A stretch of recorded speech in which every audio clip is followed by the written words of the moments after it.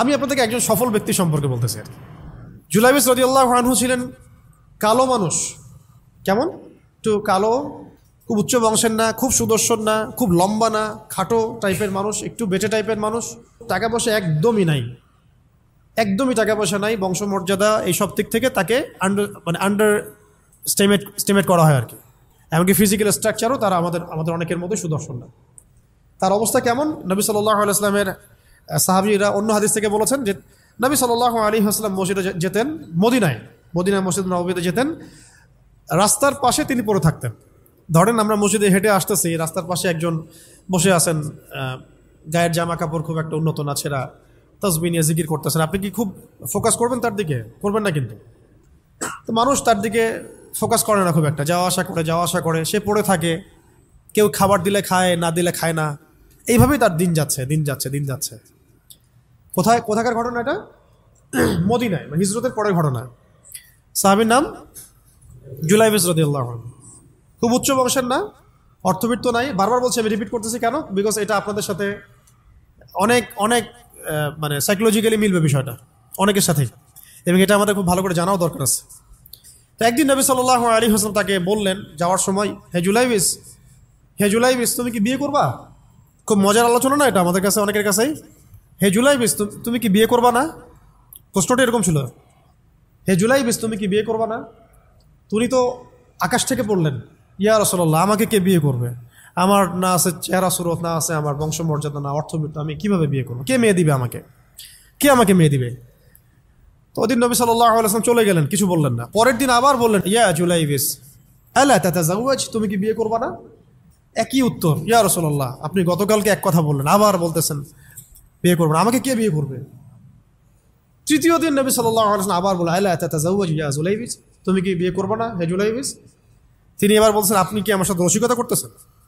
আমাকে কে বিয়ে করবে? তো নবী সাল্লাল্লাহু আলাইহি ওয়াসাল্লাম বললেন যে অমুক আনসারী সাহাবীর বাসায় যাও। অমুক আনসারী সাহাবীর বাসায়, আনসারী সাহাবী কারা? যারা মুহাজির সাহাবীদেরকে আশ্রয় দিয়েছেন। অমুক আনসারী সাহাবীর বাসায় যাও, সেখানে একজন বিবাহযোগ্য নারী আছে, মেয়ে আছে, তাকে গিয়ে বলো যে আমি রাসূল সাল্লাল্লাহু আলাইহি ওয়াসাল্লামের পক্ষ থেকে আমার বিয়ের প্রস্তাব নিয়ে আসছি। তিনি গেলেন, যাওয়ার পরে বললেন যে আমাকে প্রস্তাব সহ পাঠানো হয়েছে। মেয়ের বাবা আর মায়ের রিয়াকশন ছিল অনেকটা সাধারণত যা হয় তেমন আর কি। তুমি বিয়ের প্রস্তাব নিয়ে আসছো, তুমি কি খাওয়াবা মেয়েকে? কোথায় রাখবা? তোমার তো নিজের কোনো থাকার জায়গা নাই। প্রশ্নর কিন্তু যৌক্তিকই।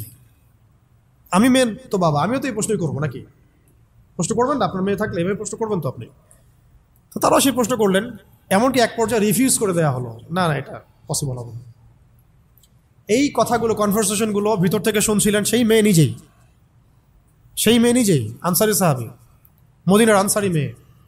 মদিনার আনসারী মেয়েরা কিন্তু অনেক সুদর্শন তৎকালীন সময়ের কাছে, উচ্চ বংশের, সুদর্শন, খুবই এলেমওয়ালা হতেন তারা, হিপস ক্ষমতা খুব থাকতো, খুবই জজবাওয়ালা, মানে জিহাদের মাঠে একদম যুদ্ধ করেছেন তারা একদম। নবী সাল্লাল্লাহু আলাইহি ওয়াসাল্লামের আশেপাশে ছিলেন। উহুদের সময় একজন আনসারী সাহাবী ছিলেন, মহিলা সাহাবী, উম্মে আমারা তীর ছুঁড়েছেন নবী সাল্লাল্লাহু আলাইহি ওয়াসাল্লামের পাশে। তো ওনারা কিন্তু খুবই গায়রতওয়ালা মানুষ। তিনি বলছেন, হে আমার বাবা মা, এই প্রস্তাব কে পাঠিয়েছেন? নবী সাল্লাল্লাহু আলাইহি ওয়াসাল্লাম। যে প্রস্তাব রাসূল পাঠিয়েছেন সেটাকে কিভাবে তোমরা ডিনাই করো? আমি জুলাইবিসকে বিয়ে করবো ইনশাআল্লাহ। কে বলছেন এটা? আপনি পুরা সিস্টেম খুঁজে এরকম একটা আনসারী সাহাবীর মতো মেয়ে আমাকে দিতে পারবেন? ইল্লা মাশাআল্লাহ, হইতে পারে ইল্লা মাশাআল্লাহ। তো ওই মেয়ে, নারী সাহাবী, তিনি রাজি হলেন। এবার শোনেন, এবার বিয়েও হলো, মাশাআল্লাহ, বাসর হলো, এবং সকালবেলা আওয়াজ হচ্ছে, মদিনার চারপাশে এলান হচ্ছে যে হে মুসলিমরা সবাই বের হও, ইহুদিদের সাথে যুদ্ধে আমাদেরকে খায়বারে যেতে হবে। ইহুদিদের সাথে যুদ্ধে আমাদেরকে খায়বার আক্রমণ করতে হবে। নবী সাল্লাল্লাহু আলাইহি ওয়াসাল্লাম তোমাদেরকে আদেশ করেছেন। এটা কিন্তু হুদাইবিয়া সন্ধির পরের ঘটনা। আর ইহুদিদের সাথে আমাদের বেশ কয়েকটা যুদ্ধ হয়েছে, বনু কুরাইজার সাথে, বনু কাইনুকার সাথে, বনু নাজিরের সাথে, এবং ফাইনালি খায়বারে এদের সাথে। তো জুলাইবিস রাদিয়াল্লাহু আনহু বের হয়ে গেলেন যুদ্ধের জন্য, এবং খায়বারে যুদ্ধ হলো, খায়বার অবরোধ করা হলো, এবং খায়বার যুদ্ধের বিশাল হিস্ট্রি আছে, আপনারা পড়ে নিয়েন, লম্বা কথা। খায়বার দুর্গ জয় হয়, এবং এই দুর্গ পুরো জয় করতে, সবগুলো দুর্গ জয় করতে মোট 12 থেকে 16 জন মুসলিম সাহাবী শহীদ হন। 12 থেকে 16 জন বা 18 জনের মতো আর কি, এই ফিগার এইটুকুর মতো, 12 থেকে 16 বা 18, এতটুকু এত কম সংখ্যক সাহাবী শহীদ হয়েছেন খায়বার যুদ্ধ জয়ে। আর ইহুদিদের তো বহু ইহুদি মারা গেছে। এবং খায়বার বিজয়ের পরে মুসলিমদের আর্থসামাজিক যে অবস্থান, মানে টাকা পয়সা, ল্যান্ড, গনিমতের মাল প্রচুর বেড়ে গেছে। এখন নবী করিম সাল্লাল্লাহু আলাইহি ওয়াসাল্লাম শহীদদের লাশ তালাশ করছেন, কোথায় কোথায় শহীদরা আছে, তাদের মানে কবরস্থ করার প্রসেসিং হবে। উহুদ যুদ্ধেও তো হয়েছে না, ওই রকমই প্রত্যেকটা যুদ্ধেই তো এটা হতো। তো লাশগুলো তালাশ করতে করতে করতে করতে করতে একটা কর্নারে গিয়ে তিনি দেখলেন সেখানে জুলাইবিস রাদিয়াল্লাহু আনহুর লাশ পড়ে আছে। কার? জুলাইবিস রাদিয়াল্লাহু আনহুর লাশ পড়ে আছে, যার ব্যাপারে আমি গল্পটা বলছি আর কি। এবং তার গায়ে অসংখ্য তরবারের দাগ, ক্ষতবিক্ষত অবস্থা, এবং তার আশেপাশে মোট 1 2 3 4 5 6 7 8 9 জন ইহুদির লাশ পড়ে আছে। ছোট সাহাবী, বলেছি আকৃতিতে ছোট, খুব উঁচু বংশের না, অর্থ সম্পদ কম, দেখতে সুন্দর না। গতকাল বিয়ে করেছেন, কেউ তাকে বিয়ে দিতে যাচ্ছিল না। তার এক পাশে কয়জন ইহুদির লাশ? তার পাশে মোট 9 জন ইহুদির লাশ পড়ে আছে, মাঝখানে তার লাশ ক্ষতবিক্ষত অবস্থায়। এই অংশটুকু আপনারা পড়ে নিয়েন, পড়লে আরও ভালো ফিল করবেন, একা একা পড়লে আরও ভালো ফিল করবেন। নবী সাল্লাল্লাহু আলাইহি ওয়াসাল্লাম নিজে তার কাছে গেলেন।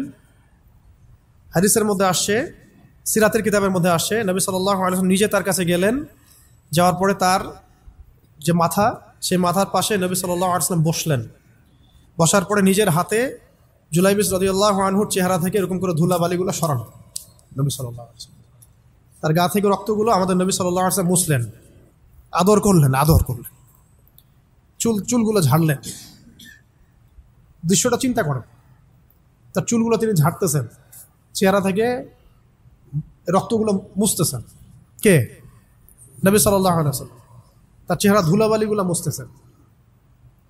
নিজের এই পায়ের মধ্যে, উরুর মধ্যে তার মাথাটাকে নিয়ে এসে রাখলেন নবী সাল্লাল্লাহু আলাইহি ওয়াসাল্লাম।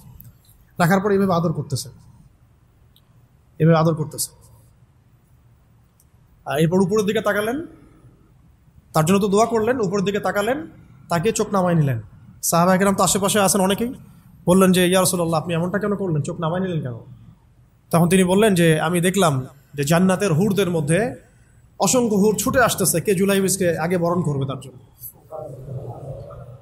তিনি নিজে কাঁদলেন, জুলাইবিসের জন্য নিজে কাঁদলেন, নিজের হাতে তাকে এইভাবে উঠালেন। তিনি ছোট মানুষ ছিলেন। এরপর 2 হাত দিয়ে তাকে উঠাই নিজের হাতে তাকে দাফন করলেন। দাফন করার পরে তিনি বললেন, ইয়া জুলাইবিস, হে জুলাইবিস, আনতা মিন্নি ওয়া আনা মিনক, তুমি আমার অংশ, আমি তোমার। হে জুলাইবিস, তুমি আমার, আমি তোমার। হে জুলাইবিস, তুমি আমার, আমি তোমার। এই কথাটা বললেন কে? নবী সাল্লাল্লাহু আলাইহি ওয়াসাল্লাম। এখন আপনাদেরকে আমি সাফল্যের মানদণ্ড কিভাবে বোঝাবো? এর বাইরে কোনো ভাষা নেই আমার কাছে। সাফল্য বলতে কি বোঝান? এই সিস্টেম সাফল্য বলতে কি বোঝায়?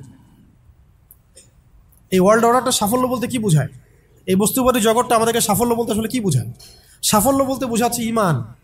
সাফল্য হলো ইমান, বিশুদ্ধ আকীদা, বিশুদ্ধ আমল, আল্লাহর আনুগত্য, রাসূলের আনুগত্য, দুনিয়ার জীবনে মুসাফিরের মতো থাকা, যতটুকু প্রয়োজন ততটুকু সন্তুষ্ট থাকা, একজন নেককার স্ত্রী, সুসন্তান সন্ততি, আদর্শ একটা পরিবার, হালাল একটা রিজিক, বাস। ইসলামের জন্য দাওয়াত, তাবলীগ, মেহনত, দিন প্রতিষ্ঠার চেষ্টা, প্রয়োজনীয় জিহাদ, প্রয়োজনীয় শাহাদাত। আর কি আছে সাফল্য বলতে? এরকম সাহাবী একজন নয়, কিন্তু এক একজন সাহাবী সম্পর্কে এক একটা করে কথা বলা যাবে। হানজালা রাদিয়াল্লাহু আনহুর নাম শুনছেন? হানজালা রাদিয়াল্লাহু আনহু, তিনিও বিয়ে করেছেন একদিন। তার পরের দিন সকালে উহুদের যুদ্ধে গিয়েছেন। 70টা আঘাত সহ্য করেছেন, বলা হচ্ছে কিতাবের মতো 70-80টা আঘাত তার দেহে ছিল। শহীদ হয়েছেন।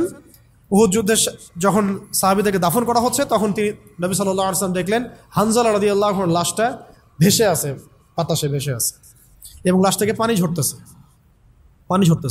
সাহাবীরা জিজ্ঞাসা করলেন, ইয়া রাসূলুল্লাহ, এটা কেমন, এটা কিভাবে হচ্ছে? তখন নবীজি বললেন যে হানজালা গত রাতে বিয়ে করেছে, গোসল করার সময় পায় নাই, সে সকালবেলা চলে আসে যুদ্ধের মাঠে। ফেরেশতারা তাকে গোসল দিচ্ছেন, এটার পানি পড়ছে, আমরা দেখতে পাচ্ছি। সাফল্যের সংজ্ঞা আসলে কি? তো আল্লাহ পাক আমাদেরকে আসলে দুনিয়ার হাকিকত বোঝার তৌফিক দান করে। কিছু কিছু আইডিওলজি আছে যেটা আপনার ভিতর চলে আসলে বাকি সব ঠিক হয়ে যাবে। আর এগুলোর যদি ভিতরে ঠিকমতো না বলবৎ হয়, আপনাকে আমি ডালপালার ক্রাইসিস সমাধান, ওয়ার্ল্ড অ্যাফেয়ার্স, ইকোনমি এইসব বুঝে দিনের দিকে হেদায়েত দিতে পারবো না আমরা। আসলে কিছু বিষয় ভিতর থেকে আসতে হবে, যে আগে আপনাকে হাকিকত বুঝতে হবে আসলেই দুনিয়া কি, আখেরাত কি, গন্তব্য কোথায়, কোত্থেকে আসছি, কোথায় যাব, কোত্থেকে আসছি, আমরা যাব কোথায়, কোত্থেকে আসছি, যাব কোথায়, মাঝখানের সময় আমার কাজ কি, কে আমার নবী, কি আমার দিন, আমার দিনের মৌলিক বিষয়গুলো কি, দিনের ইলম কি, আমল সালেহ কি, দিন প্রতিষ্ঠার মেহনত কাকে বলে, কি করলে আল্লাহ পাক আমাকে কালকে আমাদের মাঠে নবীদের, শহীদদের, সিদ্দিকদের সাথে হাসর করাবেন। এটা হলো সাফল্যের মূল কথা। এর মানে এই না যে দুনিয়াতে আমরা কিছুই করব না, ব্যবসা করব না, আমরা চাকরি বাকরি করব না, আমরা মানে মুআমালাত মুআশারাত করব না, বিষয়টা তো এমন নয়। কিন্তু কথা হচ্ছে আমাদের মূল উদ্দেশ্যটা কি হবে। স্ত্রী সন্তান তো আমাদেরও আছে, কেন আপনি তাদের ভরণ পোষণ দিবেন, কেন তাদেরকে আপনি বড় করবেন সুন্দর করে? বিকজ তারা আপনার জন্য রিজিকের অংশ, তারা আপনার সদকায়ে জারিয়া, তাদের উপর আপনার হক আছে, আমার উপর তাদের হক আছে। যার যার হক আমি কেন আদায় করবো? আল্লাহর সন্তুষ্টির জন্য। আল্লাহর সন্তুষ্টি অর্জনের জন্য সব কাজ করা, রাসূলের তরিকায় সব কাজ করা এবং হালাল খেয়ে কাজ করা, এগুলো আমাদের সবাইকে যত দ্রুত সম্ভব এগুলো ঠিক করে ফেলতে হবে। অলরেডি আমরা 15 বছর নষ্ট করে ফেলছি। এখন থেকে যদি স্টার্ট করে আপনি আরও 10 বছর পড়াশোনা করেন এবং দিনের জন্য কাজ করতে থাকেন, 10 বছর পরে আপনি নিজেই ফিল করবেন যে যদি কাশ আমি আরও 10 বছর আগে থেকে শুরু করতাম। প্রত্যেক সেই ব্যক্তি যে স্টার্ট করেছে, হেদায়েত পেয়েছে, সে ফিল করেছে যে কাশ এই কাজটা আমি আরও 10 বছর আগে করতাম। কারণ কিয়ামতের মাঠে কেউ যদি 70 জন নবীর সমানও নেকি নিয়ে উঠে, সেও মনে করবে ওই দিন আমার কোনো নেকিই নাই, আমি কিছুই করি নাই। দিনটি এতটাই ভয়াবহ হবে, ওটা নিয়ে আমরা ইনশাল্লাহ পরে একদিন কথা বলব। এখন আজকে লাস্ট অংশে যে আজকের জন্য যতটুকু ওটা বলছি, যে আল্লাহ রাব্বুল আলামিন আমাদেরকে মানে একেবারে তো 1000 বছর হায়াত দিয়ে পাঠান নাই দুনিয়াতে। এই কারণে এই উম্মতের উপরে আল্লাহ রাব্বুল আলামিনের অনেক বড় রহমত আছে, দয়া আছে। কিছু কিছু অকেশন আল্লাহ পাক দিয়ে আমরা খুব সহজেই বেশি নেকি হাসিল করতে পারি। তার মধ্যে যেমন রমজান মাস, লাইলাতুল কদর ইত্যাদি। ঠিক এরকমই রমাদান মাসের পরে সবচেয়ে মর্যাদাপূর্ণ যে মাসটা আল্লাহ রাব্বুল আলামিন আমাদেরকে দিয়েছেন সেটা হলো এই মুহররম। এই মুহররম যেটা আমরা এখন অতিবাহিত করছি, এই মাসটাকে আল্লাহ পাক বলেছেন যে এটা হচ্ছে আল্লাহর মাস। এটা কার মাস? তার বাকি মাসগুলো কি আল্লাহর নয়? অবশ্যই। এটা বোঝানো হচ্ছে এটা আল্লাহ পাকের কাছে অনেক বেশি মর্যাদা মণ্ডিত, সম্মানিত। রক্তিম আকাশ থাকে দেখবেন এই মাসের মধ্যে, রক্তিম আকাশ থাকে, গধূলিটা অনেক রক্তিম হয়। তো এগুলোর আধ্যাত্মিক ইন্টারপ্রিটেশন আমি যাচ্ছি না, কারণ আমাদের এই ওয়ার্ল্ড আধ্যাত্মিক বিষয় অতটা বুঝে না। এখন মূল কথাটা হচ্ছে এই মাসটা আল্লাহর মাস। নবী সাল্লাল্লাহু আলাইহি ওয়াসাল্লাম বলছেন এই মাসে একটা দিন আছে। প্রত্যেকটা হাদিস এবং আয়াতগুলো এখানে কোট করা আছে, পরে কেউ চাইলে আমার কাছে আমি পিডিএফ দিতে পারবো। সময় শর্ট, আমি একটু শর্ট করে বলছি। এই মাসে একটা দিন আছে, এই মাসে একটা দিন আছে যেই দিনে আল্লাহ রাব্বুল আলামিন একটা পুরা জনগোষ্ঠীর তওবা কবুল করেছেন, এবং আগামীতেও বহু জনগোষ্ঠীর তওবা আল্লাহ পাক কবুল করবেন। এই মাসে একটা দিন আছে। এবং একজন সাহাবী জিজ্ঞাসা করছেন, ইয়া রাসূলুল্লাহ, রমাদান মাসের পরে আমি কোন মাসে বেশি রোজা রাখবো? নবীজি বলছেন মুহররম সাল্লাল্লাহু আলাইহি ওয়াসাল্লাম। কোন মাসে? মুহররমে তোমরা বেশি বেশি সাওম রাখো।